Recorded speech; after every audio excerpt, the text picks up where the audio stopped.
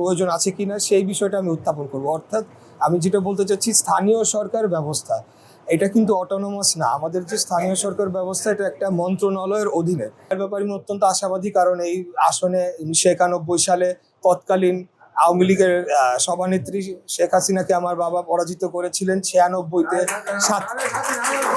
ঢাকা মেট্রোতে 8টি আসনের মধ্যে 7টিতেই আওয়ামী লীগ জয়লাভ করে, কিন্তু একটি আসন তখন বিএনপি ধরে রাখতে সমর্থন হয়েছিল, এটা হলো এই আসনটি।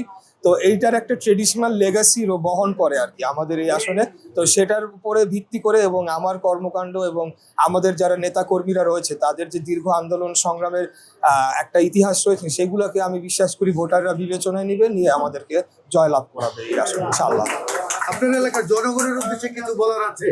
জনগণের উদ্দেশ্যে বলবো যে আমাকে এবার একটা সুযোগ দেন, যেহেতু ইতিপূর্বে আমি কোনো সময় কোনো দায়িত্ব পালন করি নাই, না রাষ্ট্রীয় না সাংগঠনিক কোনো গুরুদায়িত্ব ছিলাম না। তাই আমি মনে করি যে আমাকে যদি একটা সুযোগ দেওয়া হয় তাহলে আমার কথার এবং কাজের মিল রয়েছে কিনা এটা সময় মতোই আমি আমার কর্মের মাধ্যমে প্রমাণিত করে দেবো ইনশাআল্লাহ।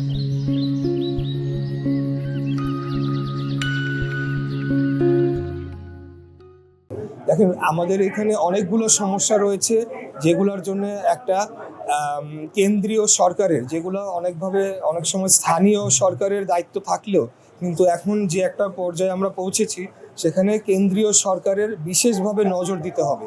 তো সেই কথাটাই আমি তুলে ধরবো যে আমাদের স্থানীয় সরকার ব্যবস্থা কি যথেষ্ট তাদের অথরিটি এবং তাদের পরিকল্পনা এবং তাদের লোকবল এবং তাদের অর্থাৎ বাজেট রয়েছে কিনা এই সমস্যার সমাধান করার জন্য, এবং সেই ব্যাপারে আমাদের একটা নতুন করে কোনো রিফর্ম করার প্রয়োজন আছে কিনা সেই বিষয়টা আমি উত্থাপন করব। অর্থাৎ আমি যেটা বলতে চাচ্ছি, স্থানীয় সরকার ব্যবস্থা এটা কিন্তু অটোনোমাস না। আমাদের যে স্থানীয় সরকার ব্যবস্থা এটা একটা মন্ত্রণালয়ের অধীনে।